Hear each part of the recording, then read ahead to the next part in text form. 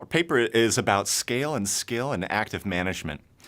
We started with a simple idea, which is that a mutual fund's performance depends not just on skill, but also potentially on scale. So in order for us to say anything about skill, we need to make sure we first understand scale. So the goal of this project is to understand the nature of returns to scale in active mutual fund management. We test two different ideas. The first is decreasing returns to scale at the fund level. There, the idea is as a fund gets larger, that causes the fund's performance to drop.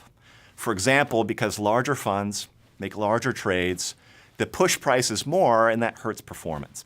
That's the first idea. The second idea is decreasing returns to scale at the industry level. The idea here is as the overall mutual fund industry gets larger, that makes all funds' performance decrease. And here the logic is, as there are more mutual fund dollars out there competing and chasing after mispriced stocks, that makes prices move, and it makes it harder for any mutual fund to find a good trading opportunity. Our main result is strong evidence of decreasing returns at the industry level. In contrast, we find mixed evidence of decreasing returns at the fund level.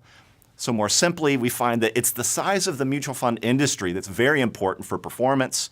The size of an individual fund is less important.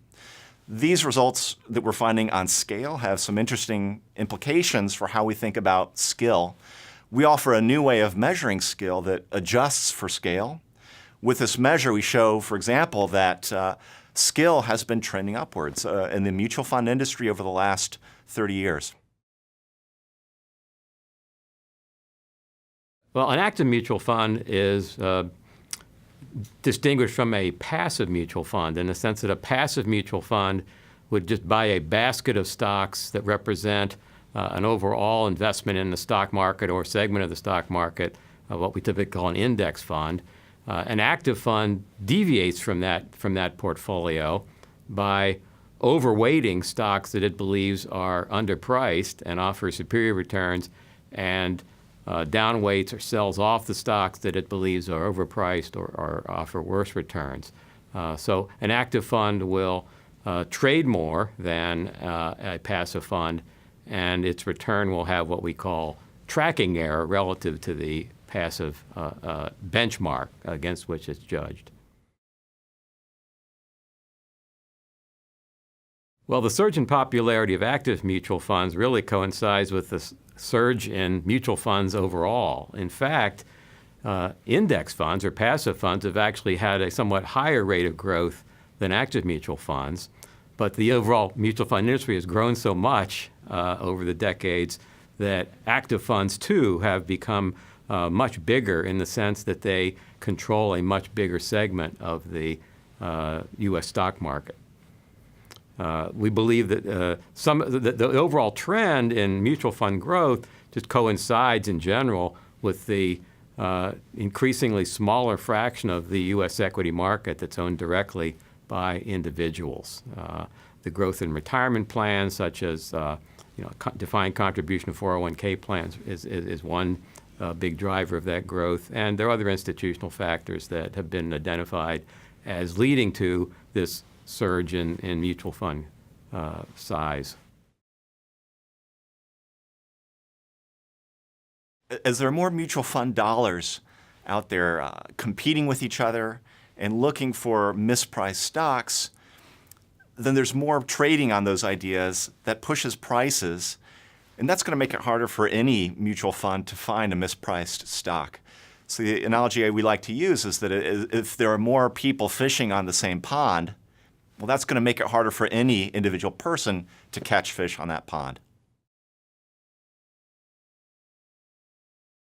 Well, as Luke mentioned earlier, in order to understand skill, we have to understand what the role of scale or size of industry in the fund is in generating performance. So we define skill as the ability of a manager to perform relative to a benchmark, abstracting from the effects of industry size and his own fund size. So one way of thinking about that is we try to ask how much outperformance would this manager have if he were the only one operating in the stock market and didn't have competition from all the other mutual funds, and in fact didn't have to worry about how big his own fund got. In some sense, it's his ability to generate returns on the first dollar you'd invest with that fund manager. Well, we don't really know for sure, but we do know that certainly the education of those entering the financial service industry has increased over time. So the training has gone up. Also, over time, new strategies get discovered. We have, for example, quantitative approaches to investment management that exploit technology and computing capabilities to much greater degrees than we could decades ago. So we believe things like training and technology lead to higher degrees of skill, as well as the usual sort of learning on the job effects. We believe that skill is increased for those reasons and possibly others. We don't really know why for sure. We show that skill has gone up over the last 30 years, yet performance has not. How is that possible? Our explanation combines two elements. The first is the mutual fund industry has been growing steadily over the last 30 years. The second element is decreasing returns to scale at the industry level. In other words, funds are becoming more skilled, but the industry is also growing, and those two effects tend to offset each other. In other words, yes, fund managers are more skilled today, but they have to be more skilled just to keep up with the rest of the pack.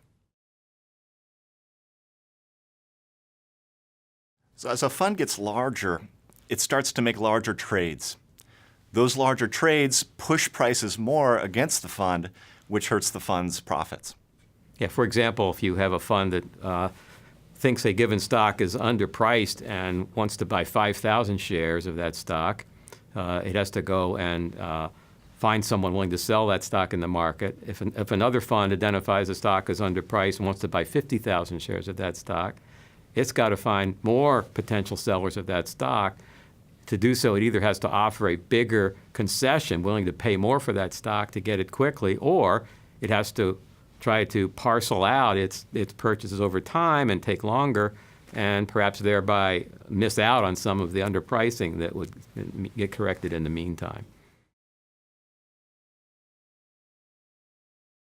I think we were surprised because some of the leading theory about mutual funds these days assigns a central role to the notion that as a given fund gets bigger, it should become harder for it to perform. So I think we were somewhat surprised that even though our estimates pointed in a direction, we were not able to get strong statistical precision associated with those estimates. So I think that was one aspect of our study we found somewhat surprising. The logic for why a fund size matters is compelling, but there is a different logic pointing in the other direction. For example, imagine two mutual funds that follow exactly the same strategy. They make the same trades at the same times. Well, you can see that their individual sizes may not matter. Instead, what's going to matter is their combined size. Well, again, here's one of these findings we don't have a definitive answer for. But one potential reason is that younger funds could also come with younger managers on average. So we get back to this issue of increases in skill and sort of technological prowess perhaps being associated with age. The other thing is that younger funds could be exploiting newer strategies that the market has not sort of caught on to and exploited to as significant a degree. Again, this is one of those things like rising skill. We can't really say for sure why it's happened, but we think it's not implausible that these factors could contribute to superior performance for younger funds. We find there's also a second way in which fund age matters, and that's a relation over time between performance and age. We find that a fund's performance typically deteriorates as the fund ages. If you take all these results together, they're consistent with a simple story. The story is that new funds entering the industry have more skill than the existing funds. possibly because of better education or a better grasp on technology. Because of this superior skill, the young funds outperform initially. They outperform their benchmarks, and they also outperform the older funds. But performance tends to deteriorate as a fund ages, and the reason is that as a fund ages, the mutual fund industry is getting larger and larger, and that hurts everyone's performance. Investors should prefer newer active funds over older active funds. Each month we form a portfolio that contains all of the youngest funds, say funds that are of age between 0 and 3 years. We also form a portfolio of funds that are 10 years old and older.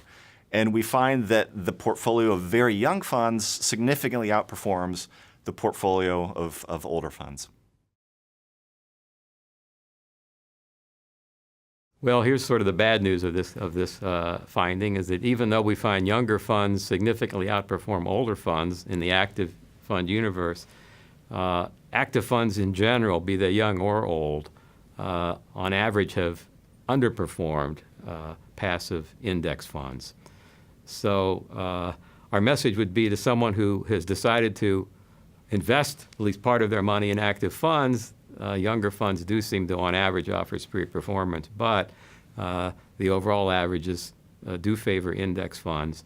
And potentially because of this finding that the industry size matters. So as long as the industry is as big as it is, the active fund industry is as big as it is, index funds may offer a better return. Were that industry to be smaller, were it to shrink, and indeed index funds are sort of growing more rapidly, there could come a time when active funds are able to keep pace and perhaps even offer some superior performance. But the evidence, for now anyway, would seem to be that index funds offer superior average returns based on the historical evidence. Well, we are following up, actually. In fact, we have a recent working paper that also explores the role of fund size in a somewhat different way. We're looking at the turnover of funds, how much they trade, and to what extent that turnover seems to be related to performance. Do funds earn more after they trade more? Does a given fund, when it trades more heavily, produce superior returns as a result? And there we do find that fund size does seem to play a role. In particular, small funds do seem to exhibit a stronger relation between their turnover and their performance, suggesting they can more readily exploit these time-varying opportunities to identify mispricing.